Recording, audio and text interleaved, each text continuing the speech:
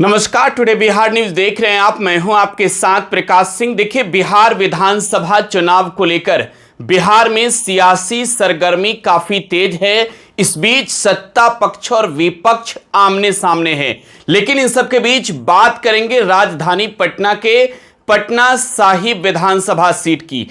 देखिए, बीजेपी का ये किला माना जाता है और यहां पर जो है वो लगातार लंबे समय से, पिछले 30 सालों से नंदकिशोर यादव, जो मौजूदा समय में बिहार विधानसभा के अध्यक्ष भी हैं, वो जीतते आ रहे हैं।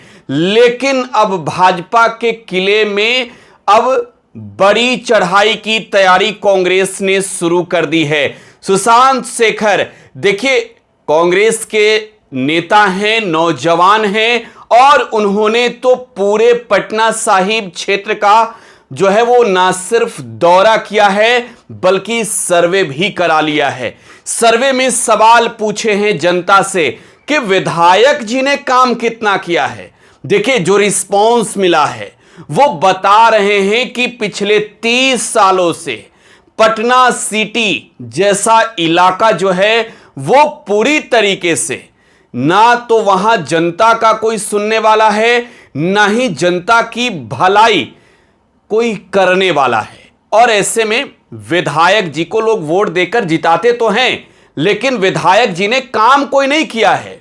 बिजली, पानी, सड़क, सब मुद्दे पर क्या कुछ कह रहे हैं कांग्रेस के यूथ लीडर हैं सुशांत, जरा वो सुनिए। कलकत्ता 25 साल पहले जो था, आज जो है उसमें जमीन आसमान का फर्क है। बेंगलोर पूरा ट्रांसफॉर्म हो गया, हैदराबाद पूरा बदल गया। वो बड़े शहर थे। भोपाल देख लीजिए, भोपाल की मैं रहा हूँ 3-4 महीने। भोपाल का नक्शा बदल गया पिछले 20 सालों में। हरियाणा में चंडीगढ़ का नक्शा बदल गया पिछले 20-25 सालों में। छोटे शहरों में भुवनेश्वर देख लीजिए, आप जयपुर देख लीजिए। पटना उनके बराबर तो है ना भाई, कम से कम दिल्ली के बराबर नहीं। तो क्या बदलाव यहाँ पे किया। और उस समय भी सबसे बुरी स्थिति हमारी है। पटना सिटी के जितने लोग हैं वो एक नर्क में जी रहे हैं आज के समय में। न स्कूल मिल रहा है, न सड़क मिल रही है, न पानी मिल रहा है, न बिजली समय पे रहती। बिजली कटती है, थोड़ी सी बारिश होगी, बिजली चली जाएगी। और कोई साइंटिफिक अप्रोच है ही नहीं, क्योंकि पहले मंशा नहीं है। तो ये पूरा था कि ये क्यों हो रहा है। तो कारण इसका यही था कि नंदकिशोर जी जो हमारे हैं, 30 साल से हमारे विधायक हैं, अभी विधानसभा के स्पीकर हैं।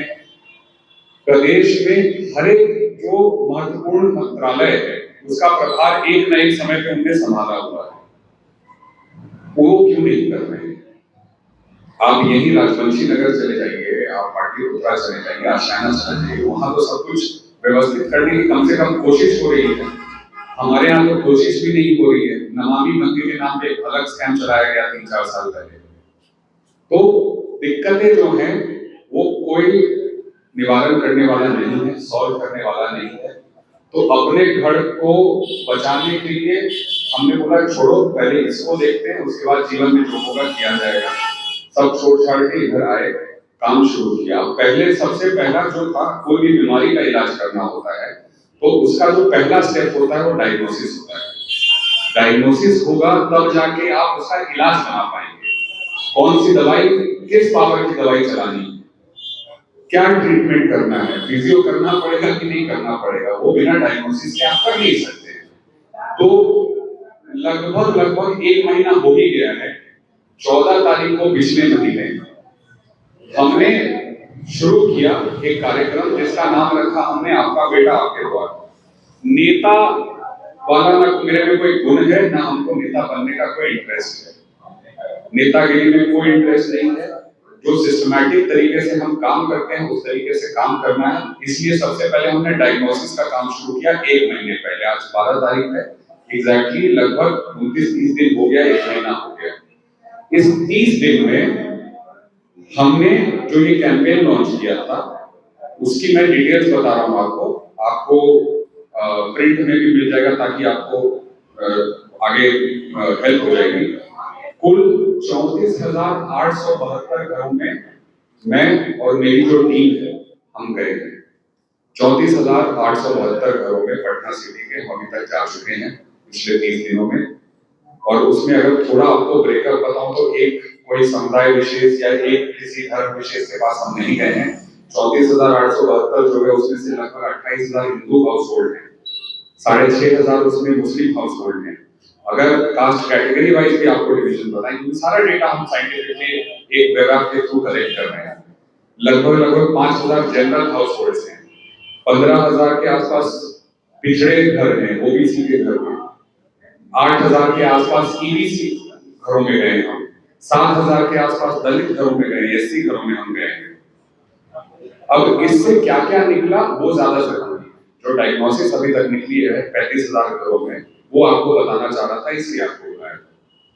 इन 34,000 घरों में, 35,000 घरों में 5,189 घर, तो 5,000 लगभग मान लीजिए घर ऐसे थे जिनने बोला कि हमारे यहाँ कम से कम एक आदमी या उससे अधिक ऐसा है जो 18 के ऊपर है लेकिन उसका वोटर आईडी कार्ड नहीं बनाया। तो पहला इलेक्शन कमीशन का फेलियर क्या एसआईआर किया उन्होंने, भगवान जाने। अब मुद्दों पे आते हैं, जो मेन मुद्दा था इश्यूज, दो ही चीज पूछा हमने, वोटर एनरोलमेंट और इश्यूज। जो मेन यहाँ की समस्याएं हैं, जो दिक्कतें हैं, 11,084 घरों ने बोला कि हमारे यहाँ पानी की समस्या है, या तो पानी का पाइप हमारे पास पहुंचता ही नहीं है, और अगर पहुंचता भी है तो उसमें साफ पानी नहीं आता है, या फिर समय से पानी नहीं आता है। 9,327 लोगों ने बोला कि हमारे यहाँ, और ये घरों की बात कर रहा हूँ, मतलब एक घर में लगभग 4-5 लोग रहते हैं तो इसको आप 5 से गुना भी कर सकते हैं, तो आप इम्पैक्ट समझ लीजिए इसका। 9,327 घरों में बोला गया कि हमारे एरिया में गली की बहुत ज्यादा समस्या है, सड़क की हमारे क्षेत्र में बहुत ज्यादा समस्या है, और जो लोग यहाँ के उनको पता है कि एक्चुअल में समस्या है बहुत बड़ी। 8,041 घरों ने बोला कि हमारे यहाँ पे राशन की बहुत बड़ी समस्या है, राशन कभी भी पूरा नहीं मिलता है, और ये सबसे बड़ा स्कैम चल रहा है, ये आप सब जानते हैं। 8,041 घरों ने बोला कि हमारे यहाँ राशन की समस्या है।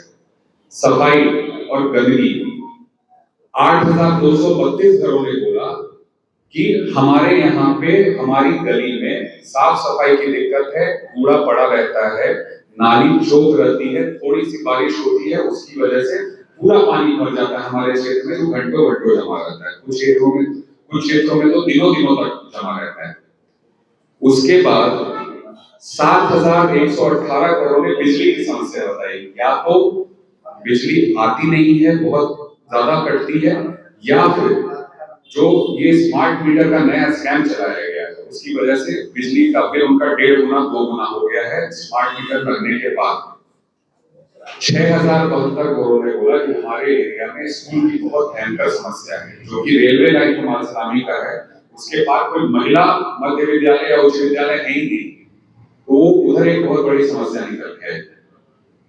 5,000 से ज्यादा लोगों ने, 5,148 लोगों ने बोला कि हमारे यहाँ पे हेल्थ फैसिलिटीज की दिक्कत है, अस्पताल कोई अच्छा नहीं है, लोकल में पीएचसी हमारा ढूंढता नहीं है, पूरी सिटी में 1-2 पीएचसी बने हुए हैं, जबकि जो सरकारी नॉर्म होता है वो कहता है कि हर 50,000 आबादी पे एक आपका प्राइमरी हेल्थ सेंटर होना चाहिए। उस लॉजिक से पटना सिटी में लगभग 5 लाख आबादी है, वोटर की बात नहीं कर रहे हैं, 5 लाख आबादी है, तो 10 प्राइमरी हेल्थ सेंटर होने चाहिए थे, 1 या 2 फंक्शनल है आज के डेट में। तो कुछ भी बीमारी हो तो दौड़ के किसी अस्पताल में जाएंगे, मतलब हजारों का खर्चा। जो एक बड़ी अंडरलाइंग समस्या निकल के आई वो बेरोजगारी की है। 9,074 लोगों ने बोला कि हमारे लिए बेरोजगारी सबसे बड़ी समस्या है। अब इसमें टोटल जो नंबर है वो 35,000 से ज्यादा हो रहा होगा, उसका कारण आपको बता देता हूँ। 2 कारण है। एक तो हमने सबको ऑप्शन दिया, आप मल्टीपल समस्या बता सकते हैं, 1 या 2 समस्या या 3 समस्या बताना है तो आप बता सकते हैं। सबसे बड़ी समस्या हमारी ये है, दूसरी ये है, तीसरी है, तो ये है, ये सारा इस टाइप और बाकी अन्य छोटी छोटी और भी समस्याएं, छोटी कोई समस्या नहीं होती है, इससे हमें मदद की हर वार्ड का, हर मोहल्ले का एक एक्सरे करने में, और ये भी चल रहा है। हमारा टारगेट है कम से कम 2-3 घरों को हम कवर करें, मतलब अभी 35,000 पे बैठे हैं, कम से कम 60-65,000 का नंबर हम लोग पहुंचाएंगे, उसके बाद इस कार्यक्रम को रोकेंगे। तो सुशांत शेखर को आप सुन रहे थे, कांग्रेस के नेता हैं और एक प्रबल दावेदार भी हैं। ये पटना साहिब सीट के, जहां के विधायक नंद किशोर यादव हैं। मौजूदा समय में वो बिहार विधानसभा के स्पीकर हैं। लेकिन देखिए, जो खुलासे कर रहे हैं, जो दावे कर रहे हैं, सवाल तो ये उठ रहे हैं कि विधायक जी ने 30 सालों में किया क्या है। क्या लगता है आपको? बताइएगा। फिलहाल आप टुडे बिहार न्यूज के साथ बने रहें। धन्यवाद।